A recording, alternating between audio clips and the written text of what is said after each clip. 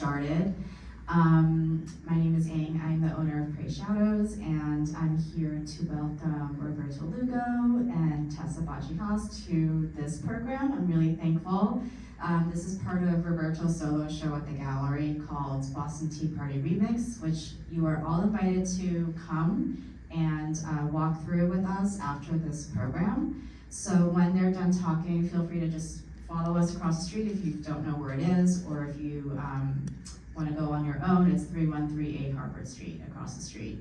And Roberto will be there. He's happy to talk to you guys about the work, and I think after this conversation we'll all have a lot of things to think about and mull over and chat with him about. I wanted to thank Roberto's gallery in New York, our own company, Zesty and Grace, who are here. It's been a really wonderful collaboration where we started talking about this about last summer, so a little more than a year ago, and it's just a thrill to be able to have Roberto's first solo show here in Boston and New England and beyond. And Tessa is a really, really wonderful, talented star curator that we're so happy to have here. If you have not yet been to the ICA Boston, her most recent shows have just opened as part of the ICA Boston Foster Prize, where she was the curator that selected the 4 artists that won this year's prize, the biennial prize. So that just opened, is on view through January? Yeah. So I'm gonna just hand it over to Tessa, and she will do a more thorough introduction of Roberto, and we'll leave about 15 minutes at the end for Q&A. So if you have any questions, just keep that in mind. Thank you all so much. Turn your phones off, please. Hi, everyone.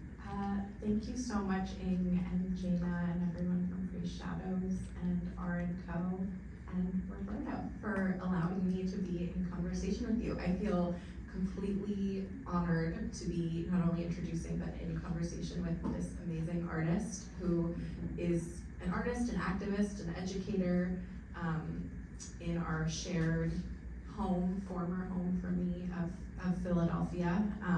Your work looms large in that city, and I'm so glad that it's being introduced within the Boston context. Roberto is an artist who reclaims and challenges narratives, mostly classical and traditional narratives embedded in clay.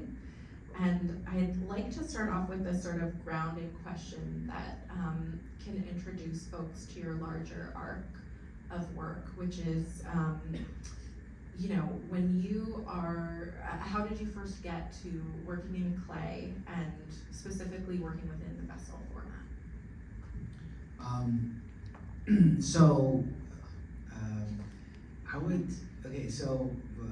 Basically my origin story. I once, when I was in my early 20s, I went to go visit a cousin of mine who lived in Florida, and he was working at a call center. He had his own house, and he was taking college classes, and I remember at that point I never thought to myself about going to college. That was just not a thing that people did. And growing up where I did, the males were, high school is really like our college. So my brother didn't go to high school, my father didn't go to high school, so I had already graduated high school, which was like, really the extent of what people thought, my limit. And he's like, college classes here are $300, and I was like, $300? I could afford that. I could take a class, and then I could be around people my age. And when I went to the college to like sign up for classes, I started to like look at what I could sign up for, and I was intimidated by having to take a college course. And I think part of it was, I knew from some experience that my education in terms of my writing was behind. And part of that came because I lived in New Haven for a little part of my childhood, and in 4th grade, when I went there, kids were reading whole books. We read the Diary of Anne Frank. We read. I remember this kid Bo was reading a book on George Washington Carver, and when I had just left Philadelphia, we were taking turns reading sentences, and the teacher would make us take turns with like a Snapple lid clicking, and then we would take turns reading a sentence. And so it was disproportionate to me the quality of education in a place like Connecticut versus where I grew up. So I just felt really behind. So I said, I don't want to take anything where I have to write a paper right off the bat. And I remember, that I did graffiti growing up, and so I said, maybe I can take an art class. And so I signed up for my first art class, and I was 25 at the time, and the teacher was a potter, and he was like, you should try the pottery wheel, and I noticed that people were always in the pottery studio, in high techs because they needed the equipment, but also I think, ceramics is a really welcoming, loving, supporting community, and it's what I really needed at the time. And when I first started throwing on the wheel, it was surprising to me because I had this like array of emotions, and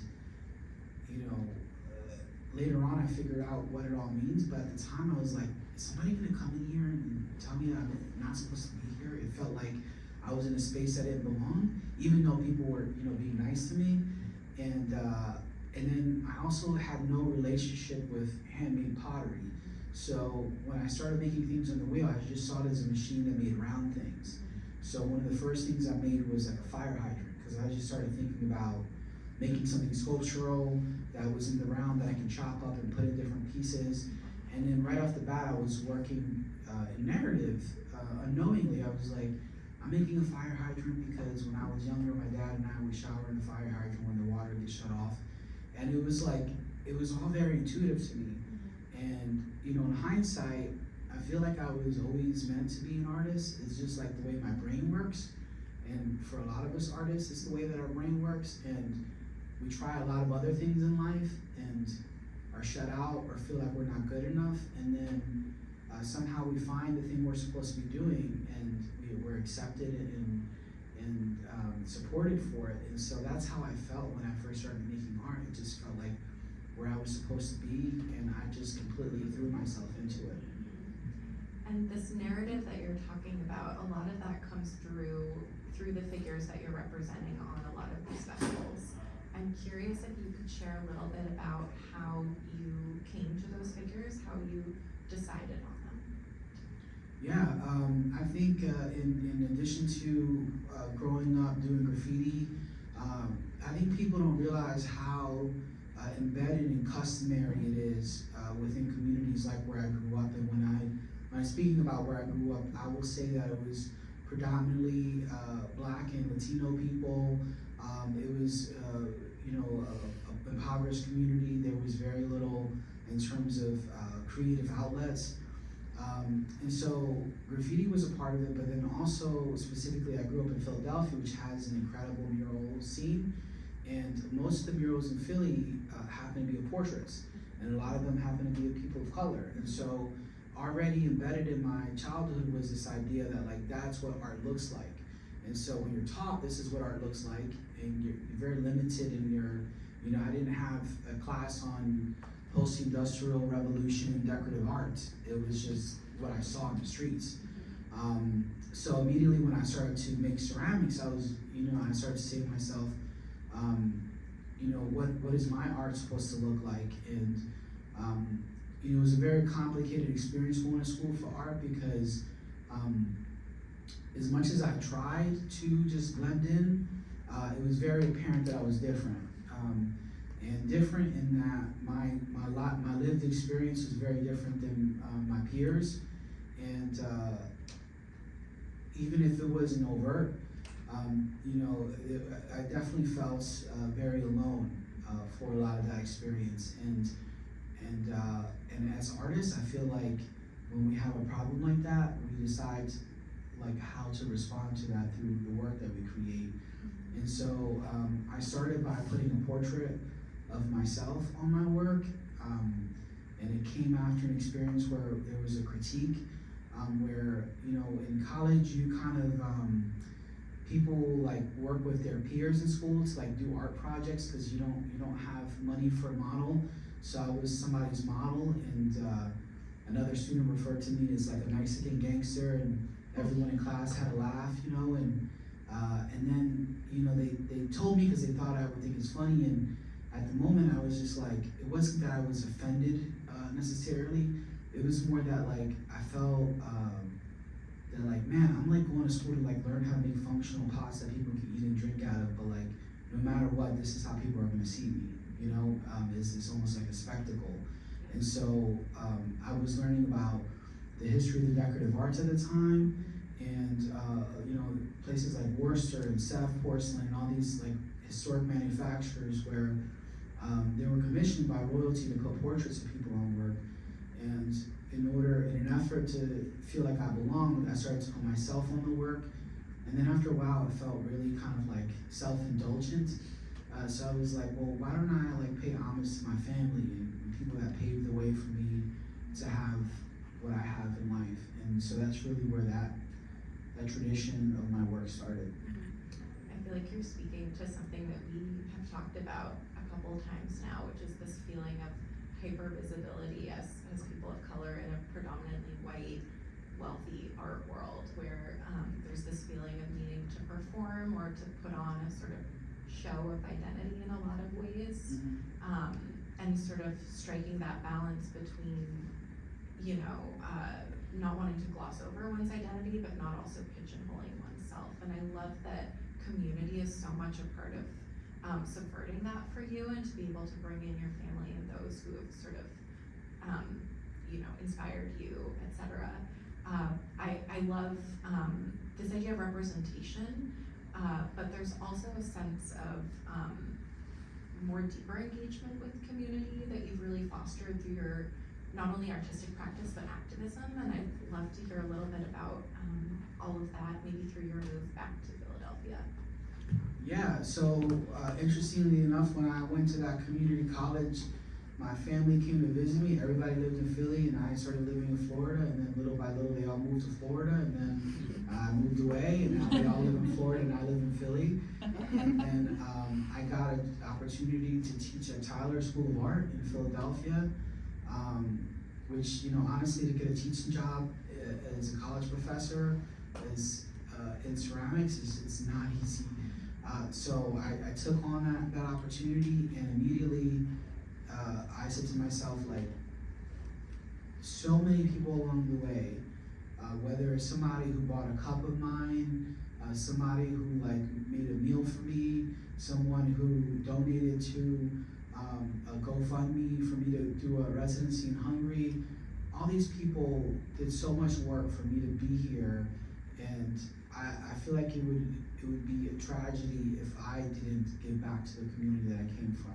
I feel like that's crucial for me as an artist, and I also feel like the things that I'm representing in my work, I feel like it would be all for nothing if I wasn't figuring out how to pave the way for other people to have those opportunities. So, you know, a great example of why having access to the art in all sorts of different communities and why representation matters is things like what I'm about to share with you. Years ago, the Clay Studio in Philadelphia, which is a really great organization, they have a program called Claymobile where they bring clay to classrooms throughout this Philadelphia school district and teach kids. They even teach people in juvenile detention centers. They were moving back to an area of the city. They were moving to an area of the city where I grew up, and they were trying to figure out how to engage with people in the community.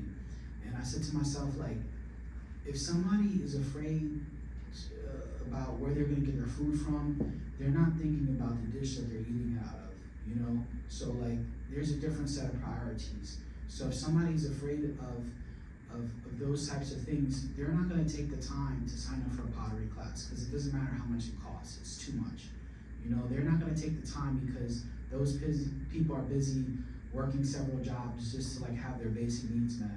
So like, how do I figure out how to serve that community? And so I just, through the Clay Studio, I just set up a pottery wheel with a generator on the side of the street and just started to like throw pottery without an idea of like where this would go, whether people would stop. And what was amazing was these situations I put myself in where I was comfortable being there, but I could tell the people that were with me were like, this is dangerous. You know, like one such moment was I forgot. For example, I forgot a chair, and I saw a TV across the street that somebody threw out. So I was like, it was before the flat screens, so it was just like a bulky TV. I was like, this is my seat. So I sat down. They were like, this is ghetto,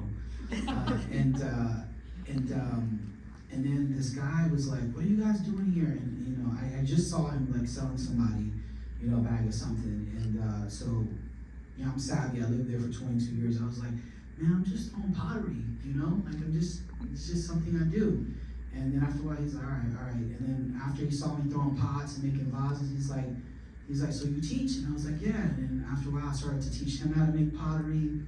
And then like people in the community, like I saw seniors walking by, with their grandkids, and I would teach them, and I would teach their grandkids. And then I saw people in the community that are like known sex workers, and they wanted to learn how to make pottery. And like after a while, there was a line of people just wanted to learn how to make pottery because there was no obstacle. There was nothing in front of them saying that you're not worthy of having this opportunity. And it wasn't about creating more potters. It wasn't about making a statement. It was just a simple need for people to feel like they can be creative. Just that joy of seeing somebody whose life is in a place where they feel there's no hope. You can see it in people, and then somehow when they get an opportunity to like play with clay, they turn to kids again. A perfect example was once I was teaching in a juvenile detention center, and I had these kids write down 3 things that they like about themselves, and they have to make a sculpture based upon that. And one of the kids was fighting with another kid, and they both had tattoos all over their faces, and they're about to be, in fisticuffs, and they separated them. And then when I gave them the prompt and I gave them the clay, one of the kids started to make a mug for his mom, and he started like sculpting little hearts. And then another one made a ring holder for his girlfriend. And they were kids again, and it's like, they are kids, but their circumstances in life have told them that they need to be tough. They need to fight one another. And, the reality is that quite often people that come from places like I do are limited in those opportunities, and people just judge them for the results. And so, going to school for art and being an artist, quite often you have these added burdens that people can't see, that you still have to deal with and make work and have grace nonetheless. So, it's a challenge, but at the same time, I'm really grateful because, through those opportunities, I've been able to represent my community and show how much innovation and creativity comes from these places, and how much, if we just allow people to have opportunities, it can contribute significantly to the art culture and community. I think it also really speaks to how, we're talking about your art practice, but it really does fully encompass that word practice. It's something that you do every day throughout, not only, the times that you're in the studio, but outside of the studio too. And how it's very much just part of who you are as a person, and I think really speaks to crafts, caregiving being an extension of the craft practice, which really, I think, encompasses so much of your work. And I'm also thinking of an image that you showed us over lunch of a kid hugging these sculptures, the public works that you made. We in Boston are celebrating Boston's first public art triennial, and a lot of folks in this room are either appreciators of that or have worked directly through there, and I would just love to hear a little bit about public work and your work with mural arts and that sort of full circle moment. Yeah, I mean, public art to me is imperative because, it's how I built my foundation for art, but also it's another outlet where there are no obstacles for people to be able to have access to the arts. In terms of, one example is I never went to the Philadelphia Museum of Art until I was an art student, and I never thought there was anything in there for me. And I'm not the only one who thinks that. There's nothing in a museum for someone who comes from where I do. And so that feeds largely into my work and thinking about who I want to serve with my artwork. But then, you know, in terms of public art, it comes in a lot of different forms. Like the mural that I worked on with the clay studio is of Black Thought of the Roots. And, you know, my idea was to do a portrait of someone who comes from that place so that other people walking by could recognize and say, you know, if that person can follow their dreams and do something, you know, as much as there's a platitude that is, that they are passionate about, you know, I too could do that. And look, they come from the same place. And so both the person designing that mural, the potter, and also the person featured are both from that place. I thought that could be a really inspiring image to like walk across every day. And then more recently, I got the opportunity to work with mural arts and make some public sculptures for this community. And you know, just to give you guys a visual, where I'm from in Philadelphia, it's called Kensington, but it's also called the Badlands. And there's been documentaries written about it being one of the most dangerous places in America. And if you drive across it, you hit traffic of just people who are ODing and who are severely addicted and are unconscious all throughout the streets. And that's where I grew up. And that's where I decided to make public sculptures. And, you know, making that decision, of course, the sort of feedback is like, what's gonna happen to the public sculptures? Like, are people gonna destroy it? People were afraid of having the sculptures because people would hide behind them to hide from the police. Like, these are like real like things that people are fearful of.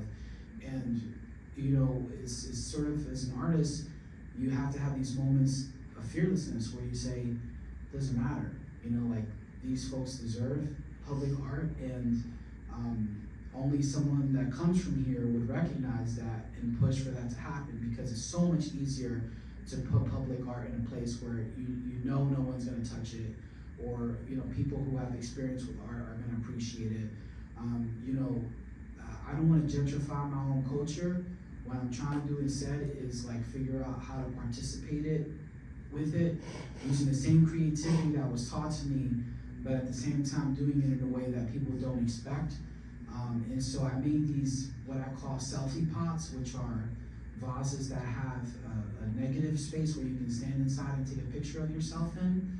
Because I think like one of the things that I've noticed is how people consider taking a selfie with artwork distasteful. And you know, I'm the first one to like go into the Louvre and like, you know, take a selfie with Mona Lisa and like post it on my Instagram. You know, so I'm guilty of it too. But I think also the reason for that, if I can dig deeper, is because I feel like people want to feel like they existed and they were present in a place. And I think it comes from the challenge of feeling like your own life is unimportant, you know? And so I think there's a lot of reasons why people do that. So if you create art exactly for the purpose of them being able to document themselves in it and feeling like the center of that artwork, I feel like that's a really powerful moment. And even without people knowing, I think most people who see these sculptures have no idea who I am, don't know what the purpose of the piece was designed, and they still do the thing. You know, like the other day I got a picture of kids throwing the football through it, you know, and I just thought that was really funny. And you know, people take wedding photos inside of it and take family photos inside of them. And so I think those pieces are really important, and they're just fun. And part of the decoration is I taught people in the community how patterns are made across the world. Different patterns represent different cultures, and gave them the prompt of, you know, what pattern represents you, and taught them how to do things like make tessellating patterns. And we took those patterns and we used those to decorate the pots. So I'm from that neighborhood. The surface of those pots are from that neighborhood, and so it's just a reminder every day that, like, amongst all of the detritus, amongst all of the pain and suffering that you see around you, great things are possible even in this place. And I think that art in its greatest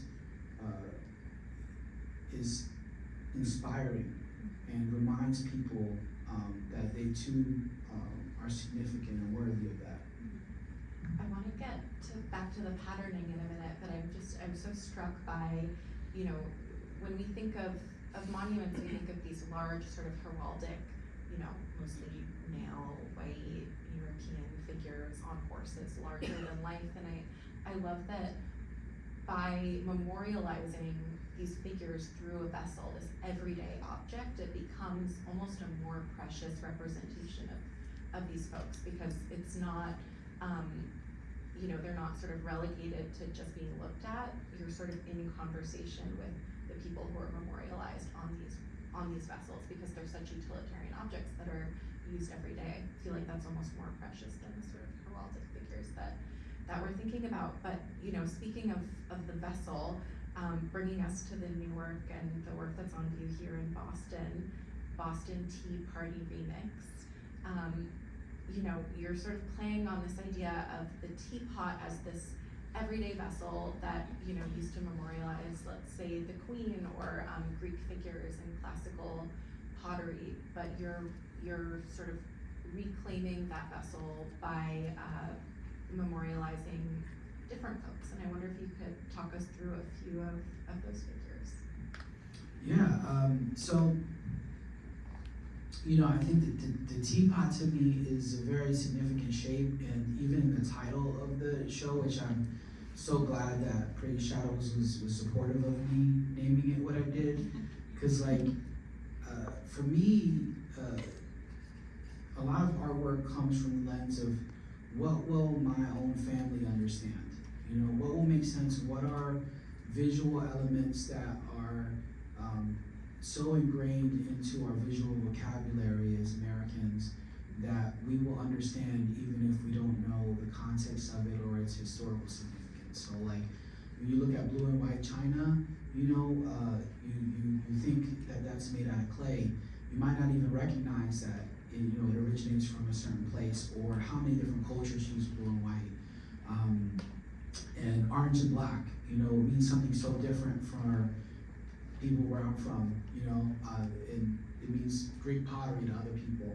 So it starts from that lens, and so I wanted something that immediately grabs your attention and speaks to how I would interpret, the Boston Tea Party, and how I'm thinking about the underdog, and I'm constantly thinking about revolution and how people have been able to achieve, fighting back throughout history. And so that comes in so many different forms. And when I first encountered the making of the teapot was actually my first pottery class. And if I can be a little candid, I think it's a pretty funny moment where I was doing pottery, and I kind of feel like in hindsight I was this ethnographer, because I really did just grow up around Black and brown people my whole life. And my first college class was my first experience with, having more than one white person in the class, and I saw all these people making teapots, and I was just like, how much tea are white people drinking? Because we didn't drink it, right? So it's this thing where it was I hope it doesn't sound like I'm being, racist in saying that, but it's just this thing where I just felt like there's so much about life that I haven't lived and I don't know. And if I learn to create this thing, maybe it'll come to me and I'll understand a world that a life that I didn't get to live. And when I started to make this teapot, the professor was like, well, if you're gonna make a teapot, you're gonna spend the rest of your life learning how to make a teapot, because a teapot is the most complicated object in ceramics. So I took that to heart, and I said to myself, I want to dedicate my life to learning how to make a teapot. I feel like that's a really worthy cause. And even when they're clumsy, even when they don't pour perfect, even when the lid falls off, even when the lid doesn't fit, I show all of it, because I feel like if I'm vulnerable, even in the making process, I feel like that's what people love about art, when it's unique and one of a kind, and it stands on its own. And so for me, the teapot is very complicated, and it's actually the first time that I got the idea to put a portrait on a pot, was after that critique where, you know, I was just kind of upset about feeling like an outcast at school. I saw a book on Worcester porcelain, and it had a portrait in the middle of the vignette on the very cover, and I took that book out of the library and I immediately tried to remake that pot. And so that's always stuck with me. And then also the idea that like ceramics last for thousands of years, so this is an object and it's archived. So, you know, these really important figures, you know, like today we can look at someone like James Baldwin, right, and see the significant impact that he made in culture and society, but like, what if this pot is uncovered 2,000 years later? You know, how will we look back at the figures that are significant to us? And so, to me, I feel in many ways that I'm like archiving a culture, putting it in a permanent format that will last long after I'm gone. And so, I actually feel like it's really significant to do that. And even in the ways that I decorate the works, they're not universal. For example, I'm looking at historic forms of pottery like Heron porcelain, which one of the pots in the show has a Queen Victoria pattern, which is what they used to create her dishes. But, you know, I'm taking out some of the elements and putting elements from, you know, my culture. So rather than, you know, the flower that they originally had on there, I have a Flor de Maga, or I'll insert a fire hydrant somewhere. I love using fire hydrants. And, you know, and I also like feel as if being a person of color is really complicated, and I want to give a visual example of that because it's not all like trauma, you know, like there's celebration. There's really beautiful moments of everyday life that we all get to live regardless of our heritage. But I feel as if media and even books have painted a picture of what that looks like, but no one really knows that unless you like go home to a Puerto Rican mom every day and smell rice and beans, you know? So like, I want to give examples like my mom putting my sister's hair on an ironing board and ironing my sister's hair. You know, like that's something that people don't know that happens, but happens. And you know, when my family sees that, some people might see that and be like, "Oh man, that must be really tough." My family sees it and they're like, "Ha ha ha!" You know, like you show them that we iron hair on an ironing board, like that's crazy. Like, why would you do that? You know, and like these things that like immediately my family was like ashamed of when I first started making art. They're like so proud of now, you know, because it's like we were taught that being poor is something that you should be ashamed of, but in reality, it's just like whatever circumstances your life is about, whether you grew up poor or not, as an artist, you're gonna make work about your lived experience, whether that looks like a landscape or an abstract painting or something about your cultural makeup.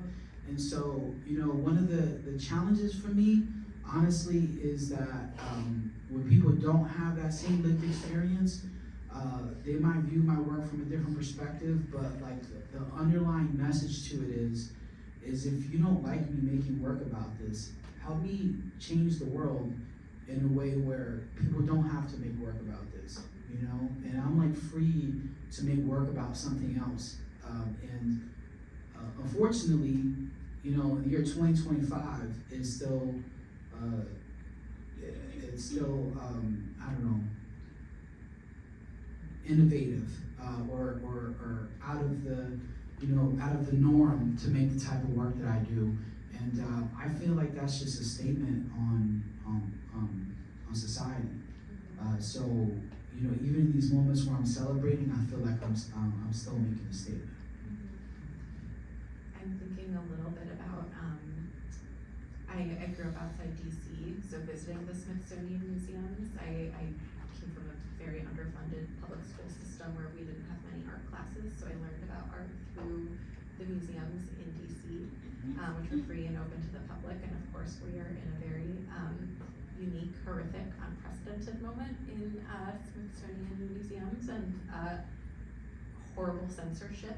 And part of your work was, some could say, at the root of that sort of censorship. So I wonder if you could speak a little bit about the work that was in the Shape of Power show. Sure. Well, I'm an incredibly fortunate human being, especially in my art career, where I've had folks that are in this very room who've supported my art throughout the years. Both is like people who show up to talks, people who have purchased work, people who have just like sent me a friendly, email or message. Galleries who, they really meet me where I'm at and help me to, put together things that I can only dream of, that without their help and support, I would be incapable of doing. And through that process, I'm in, I think, 4 Smithsonian's, and the American Art Museum has this incredible show called The Shape of Power, stories of race and sculpture throughout history. And I don't have a pot in the show. I have a life-size replica of my body. I was 100 pounds heavier at the time. And to make this sculpture, we did a body cast, which is actually a very ancient tradition. My head was encased in plaster and rubber for 2 hours, and I breathed through a straw. And my torso was 4 hours, and my lower body was 4 hours. And I lost the feeling in my legs when I made this piece. So you gotta mean it when you're making art, because you never felt more like I have to mean it than when you can't see and you're breathing through a straw and you're trusting your friend to pour rubber on your head and cut you out of it eventually. It could have been a setup. I didn't meet my friend on Craigslist or anything, so I trusted him. But I made this replica, and it's a pretty vulnerable thing to be a pretty, at the time I was morbidly obese, and to make this sculpture, but I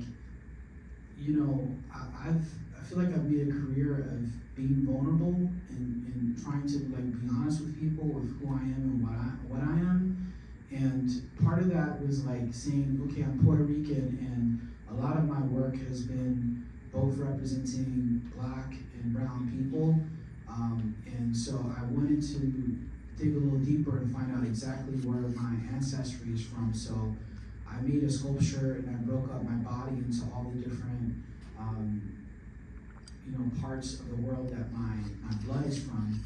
And it's just called DNA study. And what's funny is at this point, hundreds of thousands of people, if not millions of people, have sent their DNA to be tested so they can see. And this is literally just me doing that, and just giving a visual example of what that is. And that's offensive to people. I don't know if me being bigger was offensive, maybe, but I think just the fact that I'm even speaking about race.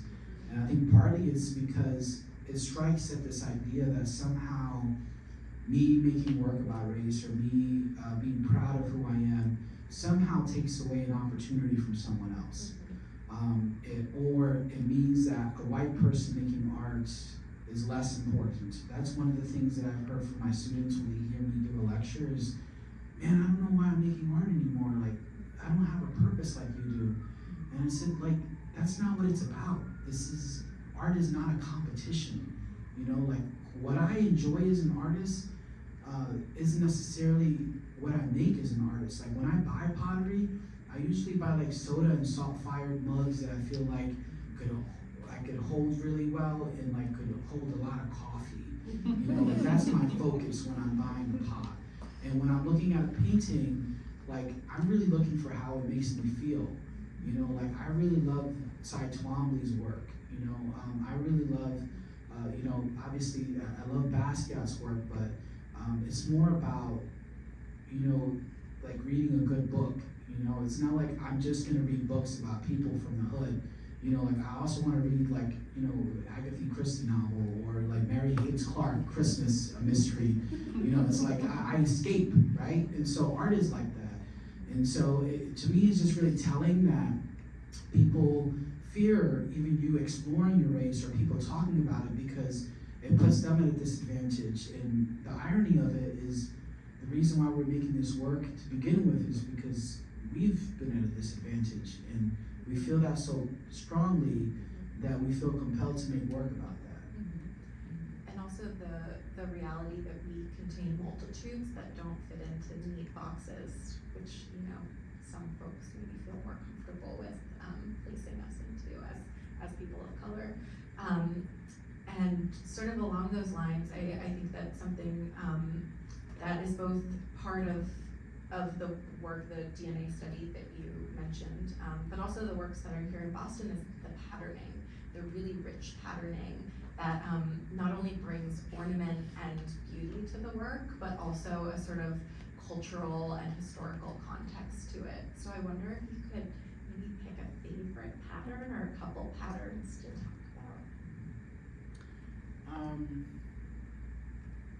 Yeah, I think in the show, so one question I asked myself, right, is, okay, when you think about, if you think about the continent of Africa and you think about pattern, something that might come to your mind is kente cloth, right? And if you think about Greek pottery, you might immediately think of orange and black. Chinese pottery, you might think of blue and white. Spanish pottery, you think of tile.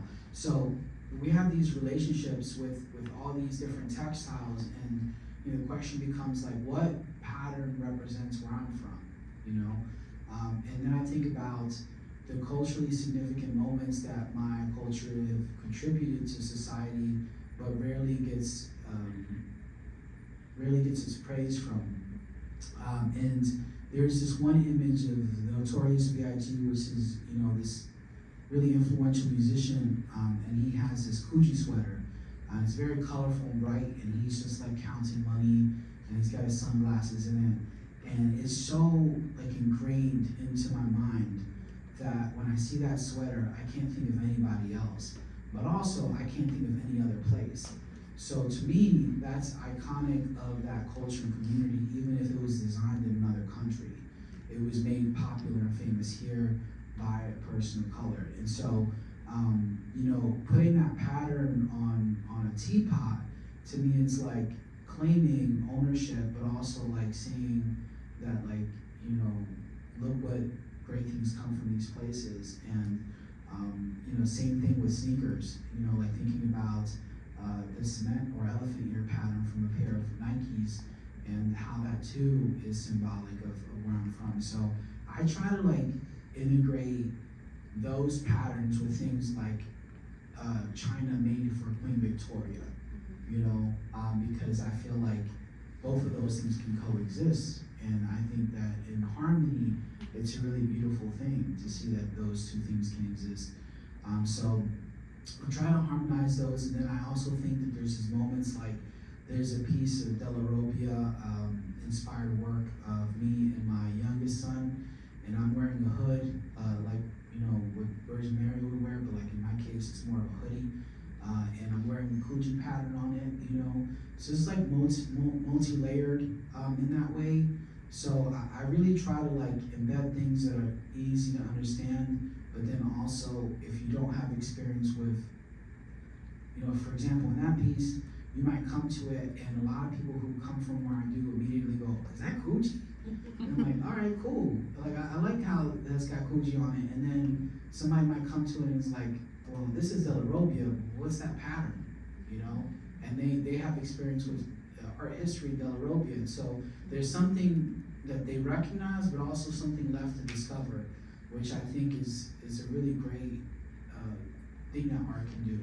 People say people spend an average of 3 seconds with an artwork. Well, how can you keep the conversation going past that 3 seconds is a question I often ask myself, and textiles is a big part of that. I think that that's a perfect place to open it up for a few questions before we head over to the gallery and get some work together. If we have time for a couple. I have a question about, and you can tell me how comfortable you feel talking about this, but on Instagram account every few weeks we post these amazing statements just about the difficulty of navigating the art world and the position you're in. We're being very positive about it, and I think as an artist myself, those are some of my favorite things on your account that I see, because not only does it make you feel like, oh, this person is going through all the same kind of things I am, but they quote unquote made it, but also you send out this amazing kind of positive energy, which I think is so great. And so I'm just curious, why you started doing that, and also just to let you know, thank you for doing it, because it's thank you. I think that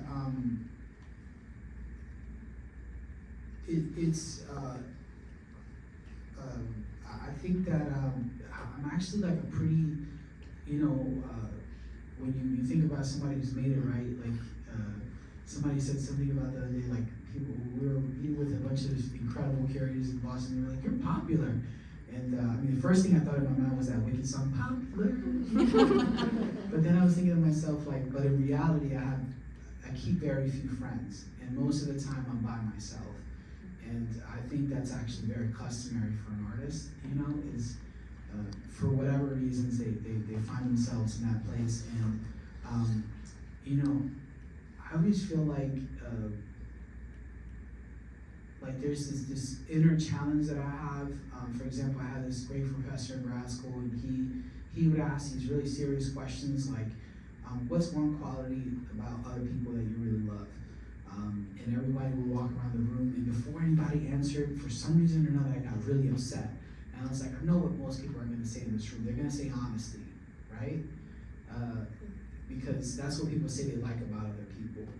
But for me, honesty goes hand in hand with vulnerability.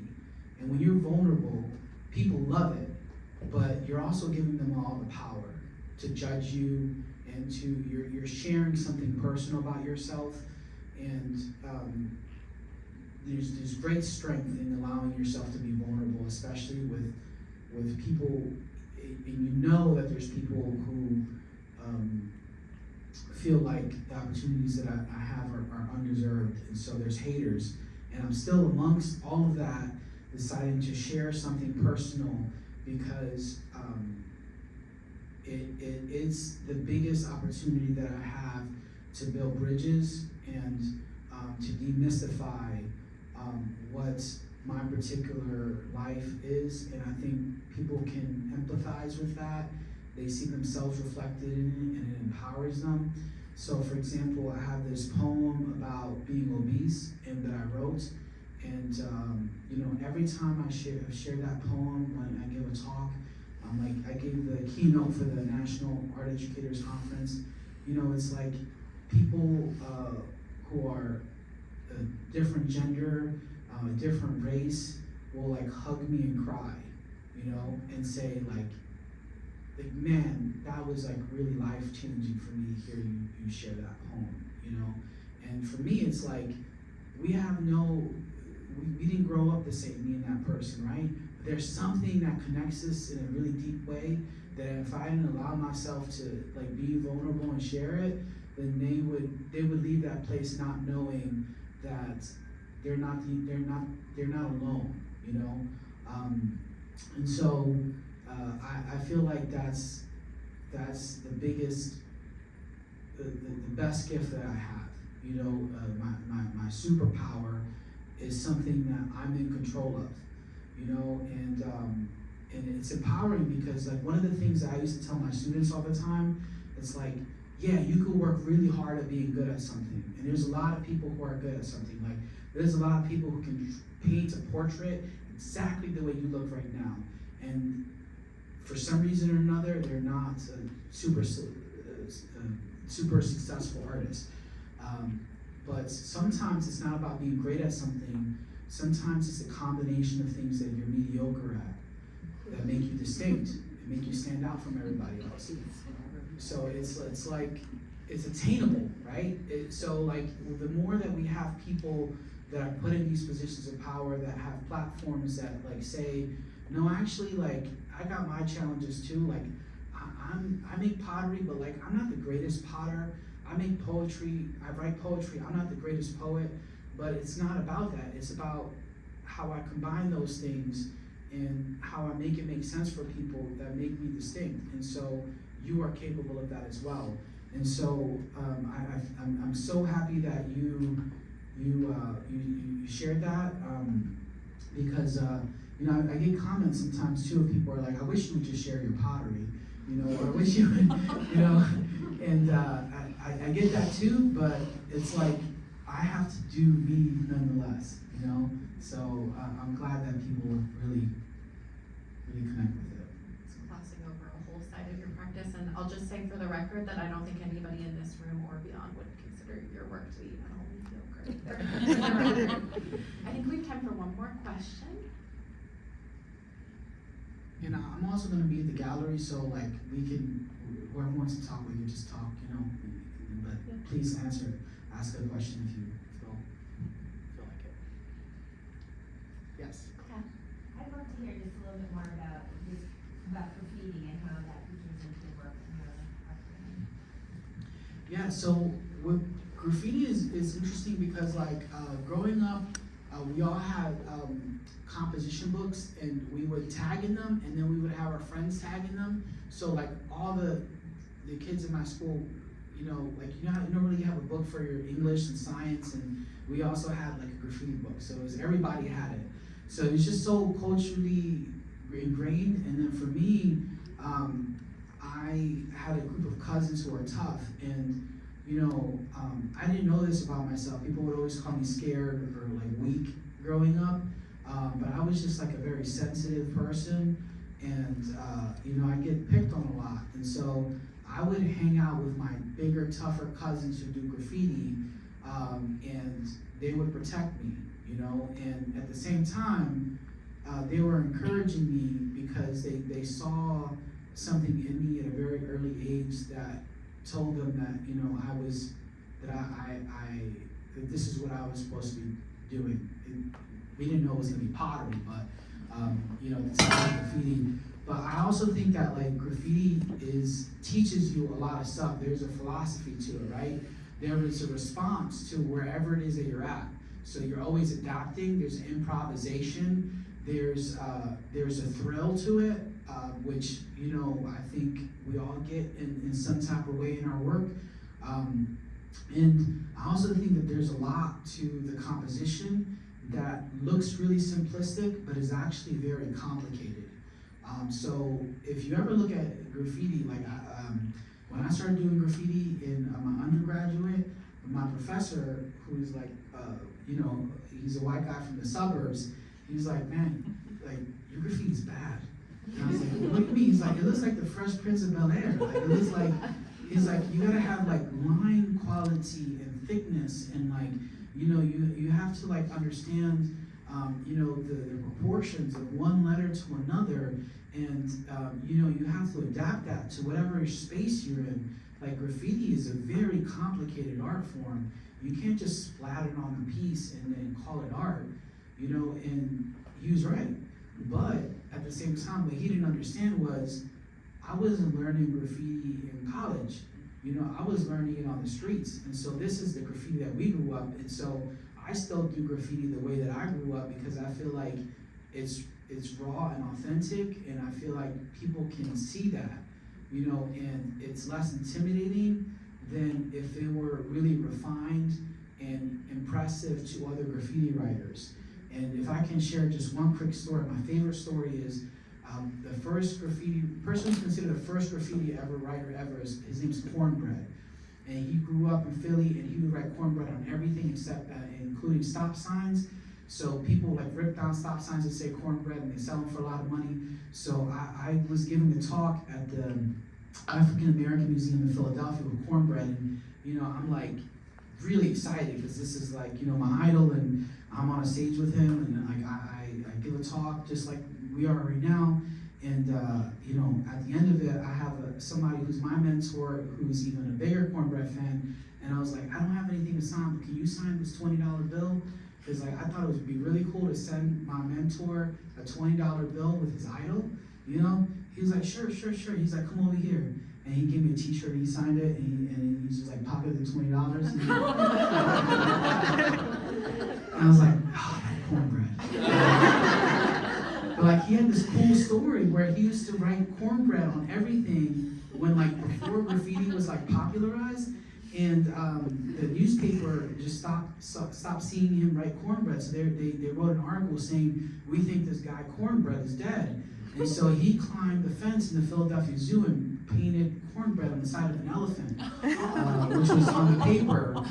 So that's cornbread's claim to fame. So somebody was the other day was like, you want to make cornbread piggy banks or elephants that have cornbread on the side? And I was like, well, if he wants to do that, but I think he's just gonna take my 20.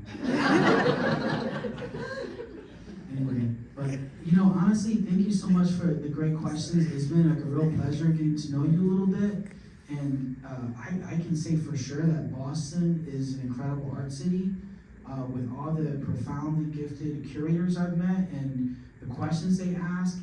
Praise Shadows Gallery, I mean, you guys have a really great place here for art. And I feel really blessed to just even share this space with you guys for even a little bit of time. Well, thank you, Roberto. Thank you so much for your generosity in answering our questions and speaking for us today. And we are only just scratching the surface, so thank you for coming to the gallery after this. And if any folks have any other questions, we'll keep the conversation going.